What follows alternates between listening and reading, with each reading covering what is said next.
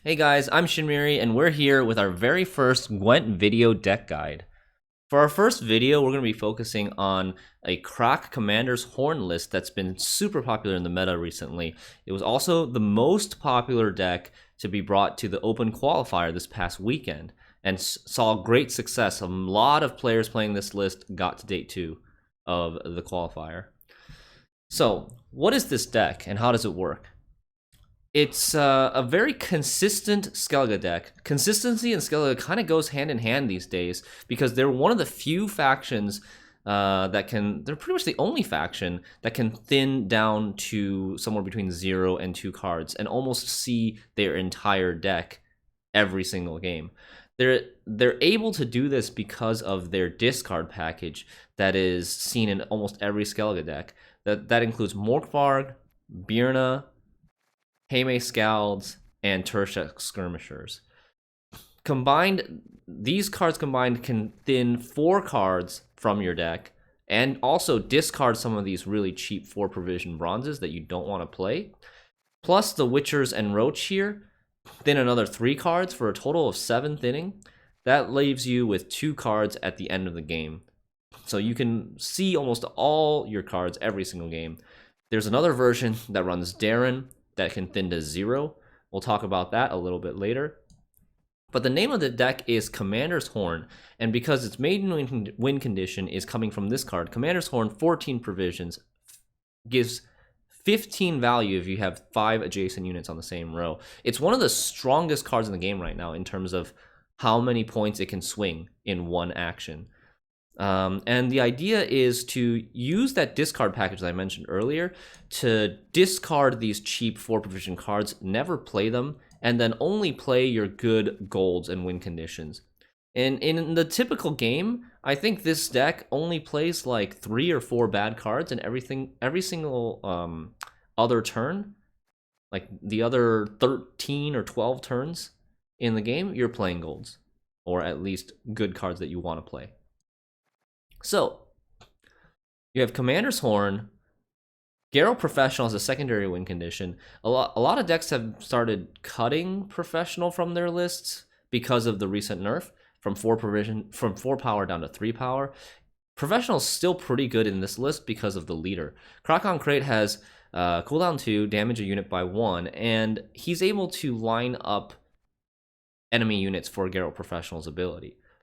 That, and we have Light Longship that helps as well, and even Savage Bear can sometimes use their 2 damage ping to hit something down to a multiple of 3.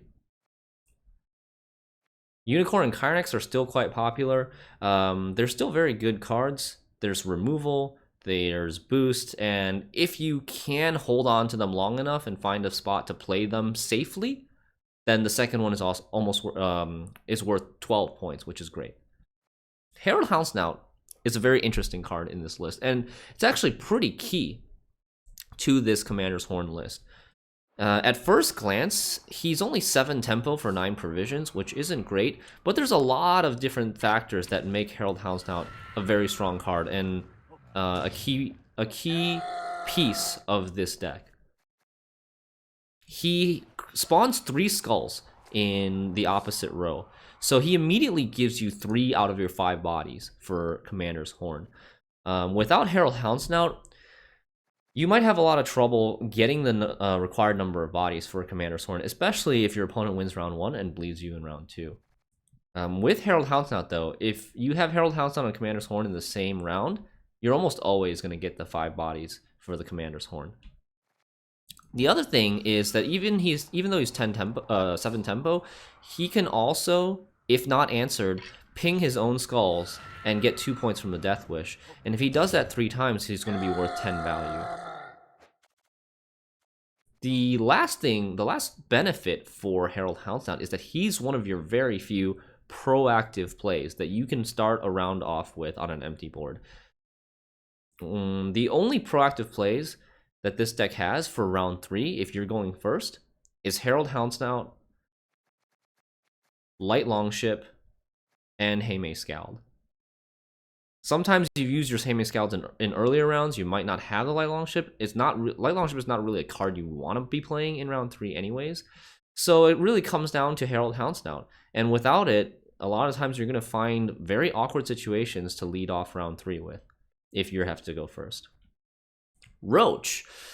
Roach is an interesting card in this deck. It recently replaced Darren.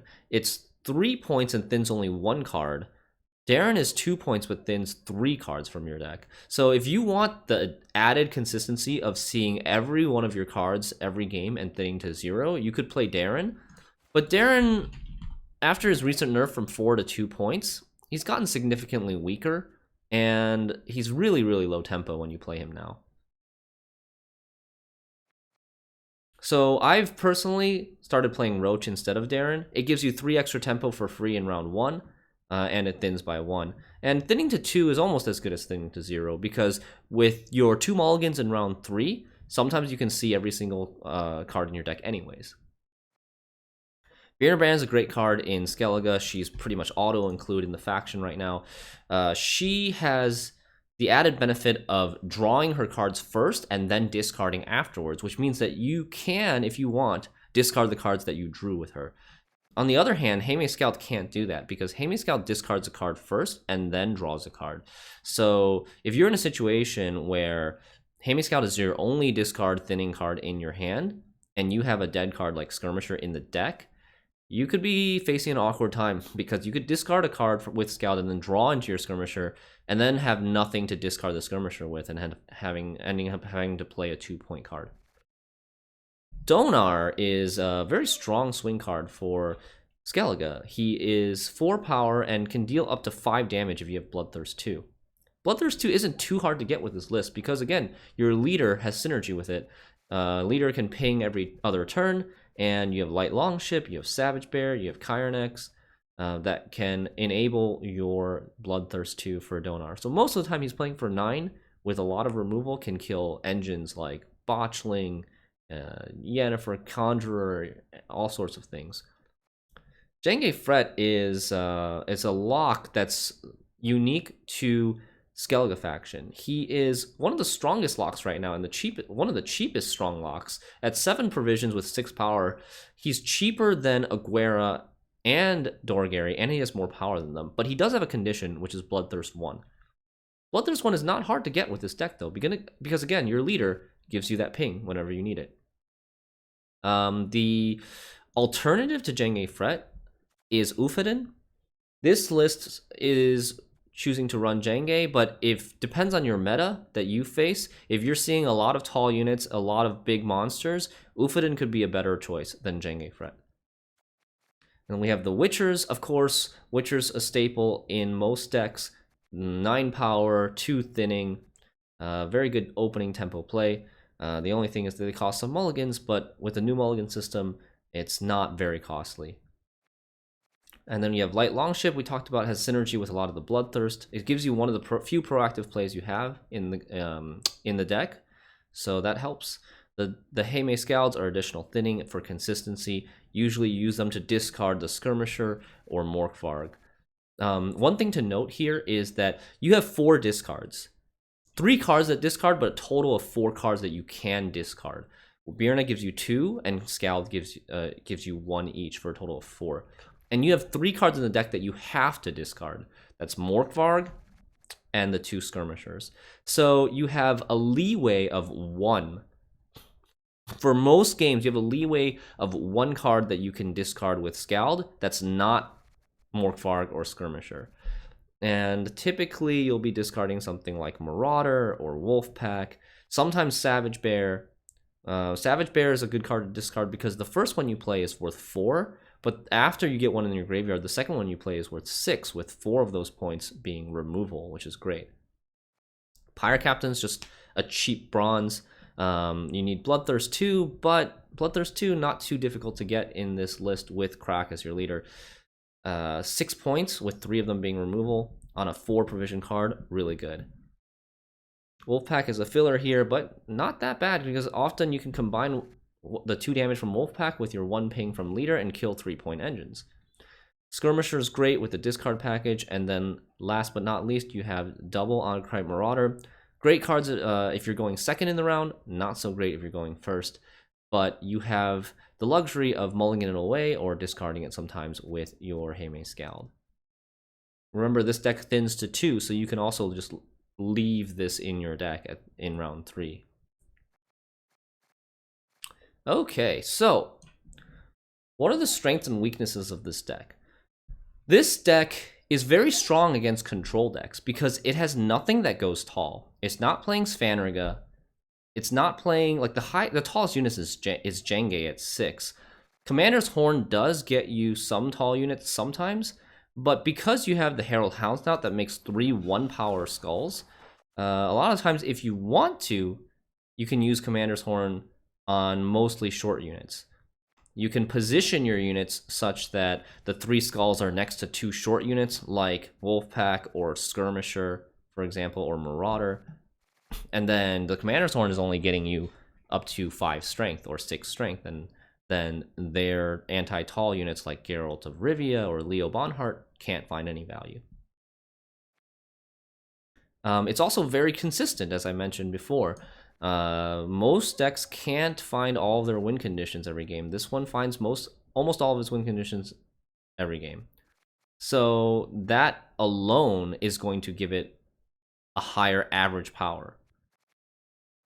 The weaknesses of this deck is that it can get bled a little bit, especially if you have an awkward hand. If you're forced to play like Herald Houndsnout in round 1 or round 2 without playing Commander's Horn, you might find yourself in a position where your opponent is able to kill all of your units that you're trying to set up in the row to get full value from Commander's Horn, and then you end up having to horn like 3 or 4 units. Something to remember is that most of the time you're going to be stacking the melee row for Commander's Horn, because the Skirmishers and the Morkvarg, they come out on the melee row automatically when you discard them. There's nothing really in this deck that's forced to play on the range row, so you want to put most of your units on the melee row. So Professionals also lock to melee, and that way you have extra units there as a buffer in case your opponent's going to remove some of them, and you're going to have most of your units available for the Commander's Horn.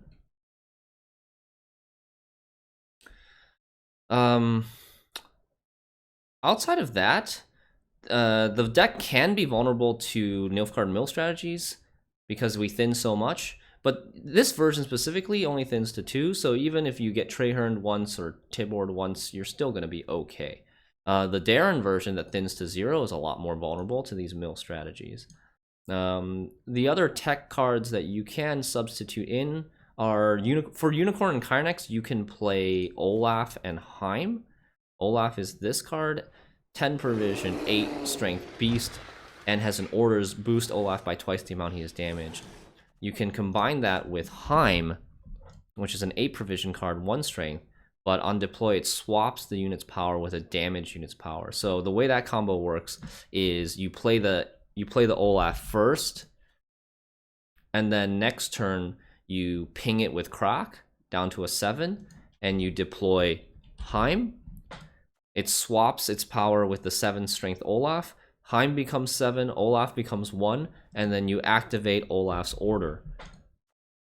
Olaf will be damaged by 7 after Heim swaps its power with it, and then you boost by 14 with the Olaf's order. And that combined gets you a 14 and a 7 for 21 points, but 15 and a 7 for 22 points. Because this will be 1 boosted by 14. Which is about the same as Kyrenex and Unicorn, because you have to spend one of your crack pings to hit yourself instead of hitting the opponent, but this is just an alternative. I think this version, the Olaf Heim version, is a little bit more synergy dependent and also susceptible to locks. So I choose to run the Unicorn Kyrenex. They have been nerfed, but they're still pretty good. Let's see what else. For mulligans, when you're considering mulliganing with this deck, the main concern is just not breaking Roach and Witchers. You don't want to have Roach in hand, and you don't want to have more than 1 Witcher in hand. For that reason, I'll usually forego my final mulligan to not risk breaking the Roach or the Witchers. Sometimes though, you have to evaluate how good your hand is. If you're in a situation where you have a really bad hand, sometimes you just have to risk it. And it's not the end of the world if you draw Roach, because you can always get Roach out in round 2 or in round 3. If you get the mulligans, you get 2 mulligans in every round. So it's a little bit worse if you brick Witchers, because these cards you usually want to thin in round 1 most of the time.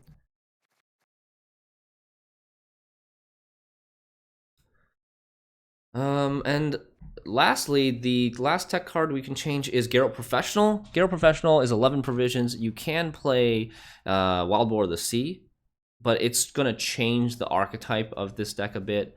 Wild Boar of the Sea is requires a lot more Bloodthirst than this deck currently has. So I would recommend, if you want to change Professional for Wild Boar of the Sea, to try to fit in Mastercrafted Spears, so that you can use more pings to get more Bloodthirst, and then Wild Boar of the Sea as a finisher.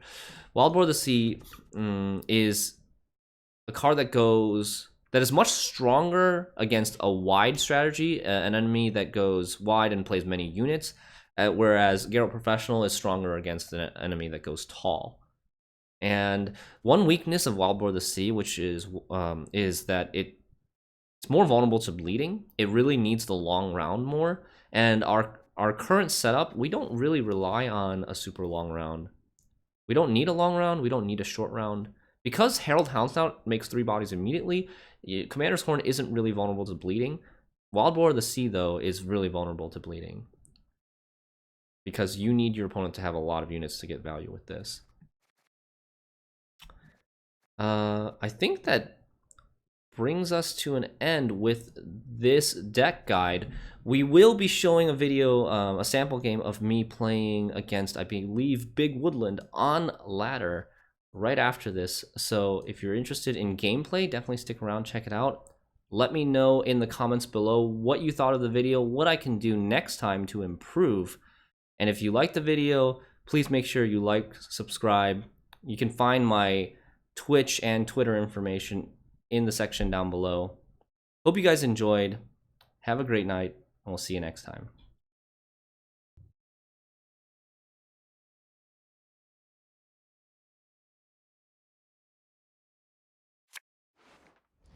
Against Woodland. Going first. This might be a tough matchup, because we want last say with the Professional in order to kill his big boosted unit at the end of round 3. But we're also going first, which means we're going to have to expend a lot of resources to win the round. We have 1 Witcher, it's good. We have 2 of these, which is great. We can discard Skirmisher and Morkvarg. Let's get rid of the Pirate Captain. Get rid of Roach, and we'll have to keep this hand. So we still have Witchers that are potentially bricks. Okay. We'll just start off with Witchers. We do have Horn in hand, so let's stack the front. A bit of respect. You're not talking to Geralt. I'm thinking about using the tactical advantage right away to prevent his riders from coming out. The only bad thing about this is it enables like a Geralt of Rivia, but there's not that many decks playing Geralt of Rivia, so I think it's worth it. Okay, he hits it down to a 6. Just ping it now. Stop his thrive. Even though the Death Wish 2 activates, I think it's still better because it's gonna thrive way more than 2 times. We're gonna have enough bodies that we don't really need. We don't really need to put everything in the front. I'm really happy to see this. Now we got all our discard and thinning in our hand. We can basically draw our entire deck at this point. This is great too. So he hit our 6 down to a 4. That means that he can get riders out and thin, but it also gives us a great target for the Savage Bear. We can actually play the Savage Bear for value.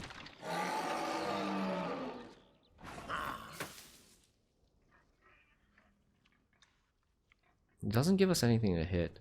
Our hand is almost a little too good here.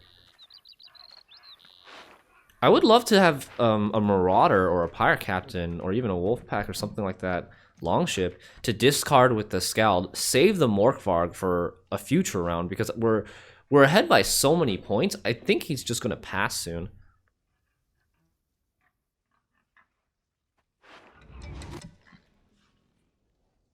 But I really don't want to use Birna before I use Scald. And I don't want a Horn. Horn is like a big win condition that we would be giving up. Donar is going to just play it for a 4, which is Hey, listen here. way too bad. Listen So I think well. we're just going to discard the Morkvarg. Now, no, we're overkilling him by a lot. 24 points.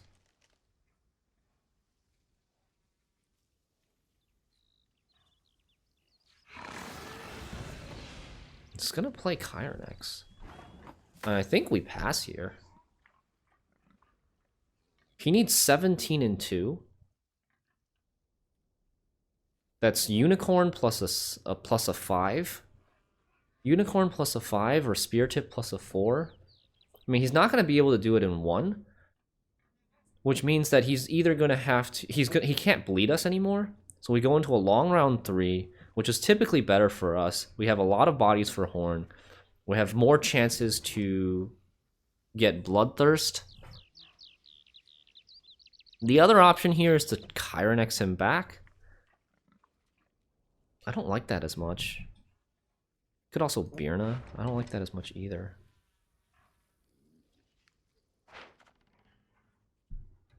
If he can't bleed us, then he can't get his giants into the graveyard as easily, and then he'll probably have to play a giant before the last card of his in round 3, and we'll still have a Geralt Professional target. He uses a lot of power here, right? The Kyrenex and the Unicorn come out. So, like, us discarding the Morkvarg actually gave us a benefit in this round, in hindsight. Not too bad.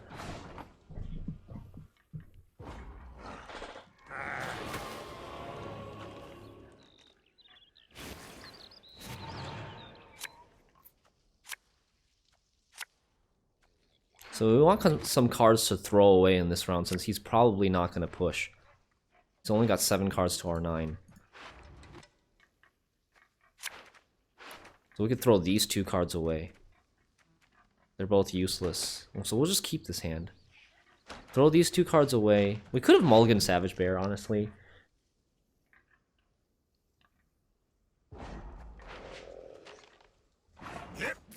And try to dig a little bit for our professional.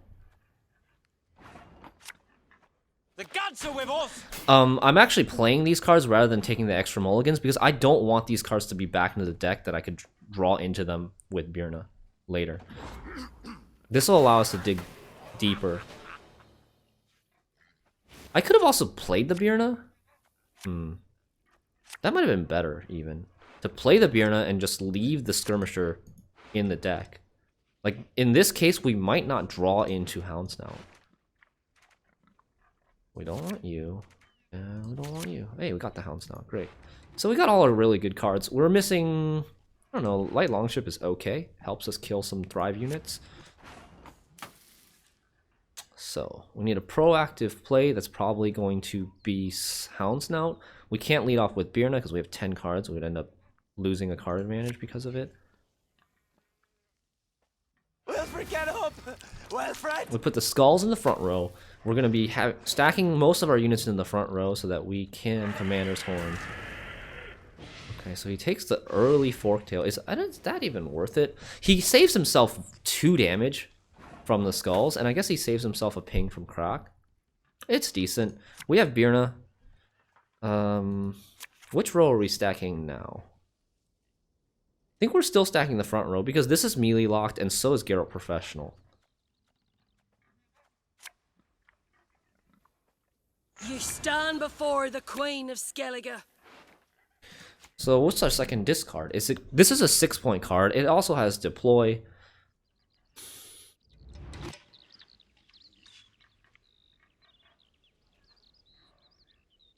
I think we're gonna keep...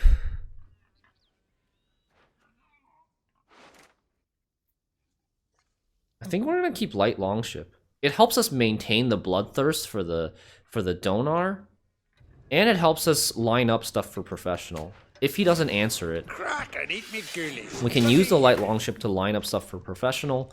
If he plays like, you know, an 11, then we can hit it twice with Longship and Crach.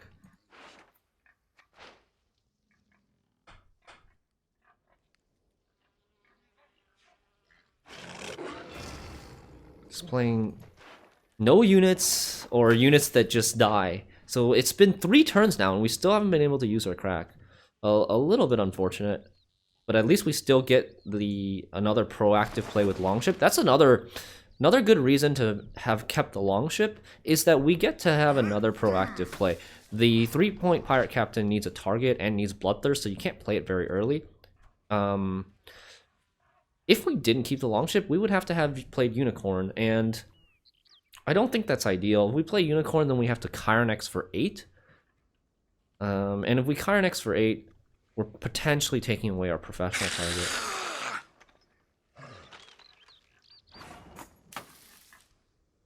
Okay, we finally get a unit to hit.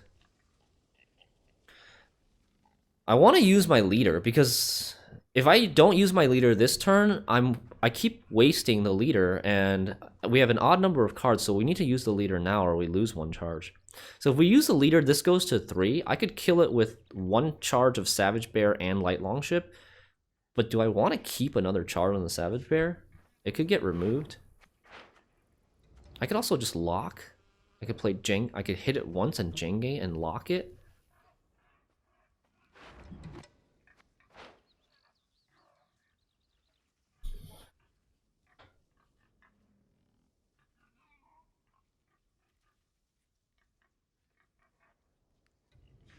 That way I don't risk losing the 2 points. I think we're gonna do that. Hear it when they run. This way we don't risk losing the 2 points, and we don't waste our leader either.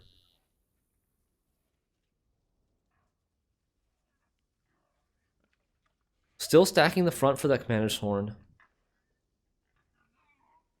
We'd like to horn short units. We'd like to horn 4s or shorter.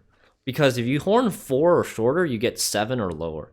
And if he's playing Geralt of Rivia, we don't want to give him an 8 or taller with the horn. So I'm going to stack all my tall units on the left side and all my shorter units on the right side. So I'll have the option of not using horn on these tall units.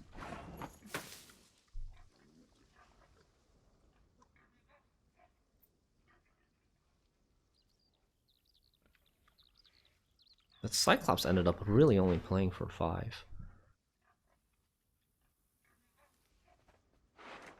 He's already played his Chiron-X Unicorn, so how does he kill this Chiron-X? He might have trouble killing this Chiron-X. I think I could Chiron-X now. I don't want to kill his Cyclops because I want to keep the Bloodthirst going. And then if he can't do 4 damage, he hasn't played any Crones yet, so his damage Crone won't do 4 damage. Only like something like Ifrit will do it. Okay, great. We get the Unicorn off. So we're going to be able to get Unicorn for a lot. For boosting by 8, we boost this to a 10.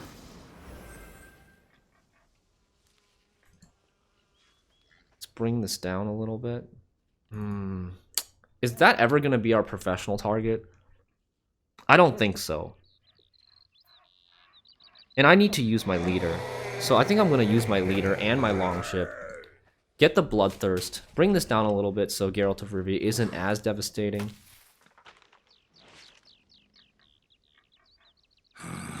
He does play Geralt of Rivia. So maybe it was not the best idea to use Unicorn for boost 8 after all. If we knew for sure he was playing Geralt of Rivia, we probably could have played around this. So now that Geralt of Rivia is gone, I think we just Commander's Horn. No reason to wait anymore. I don't mind these units getting tall. We can wait a little bit to see if these removal get any other value on engines, and then set up the Bloodthirst so the Donar gets the most value. Very soon.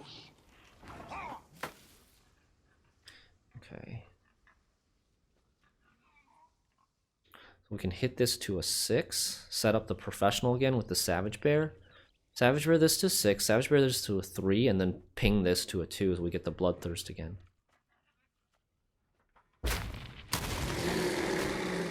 Or we can Savage Bear this Geralt to a 1 and ping the Weavis.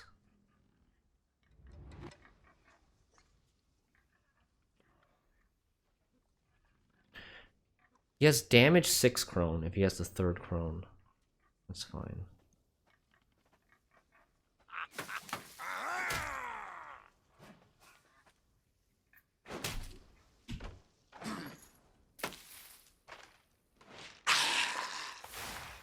Wow, the patience. The absolute patience on that Necker. That's crazy.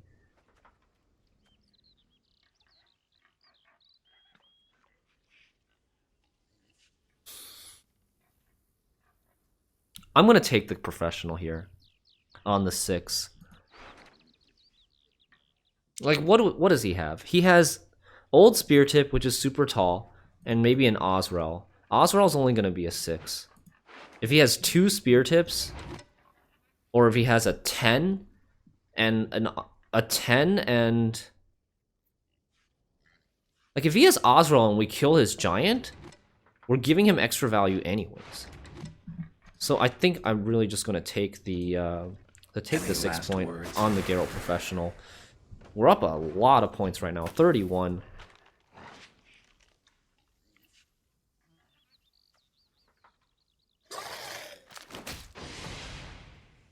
And then we can Donar for 8, because he still has the Bloodthirst. Yeah, we would have regretted it, right? If we had Donard the 6 down to a 1, we gain 1 point on Donar here, but then we lose 3 points on the professional. Calm yourselves. So there's no way he's doing 34 points, 35 points in one card. Even if that's Old Spear Tip, that's 21. 21 plus 3. Got him. Outvalued him in round 3. I don't know if it was worth it for him to be that patient with the Neckers. I guess they ended up playing for a 6. Not bad for a 4 provision card. But we just ended up outvaluing him, just having better quality hand in round 3, because we were able to thin. We thinned to 2, but we basically able to guarantee, almost guarantee what our hand is in round 3 with as many good cards as we could possibly get. Nice game.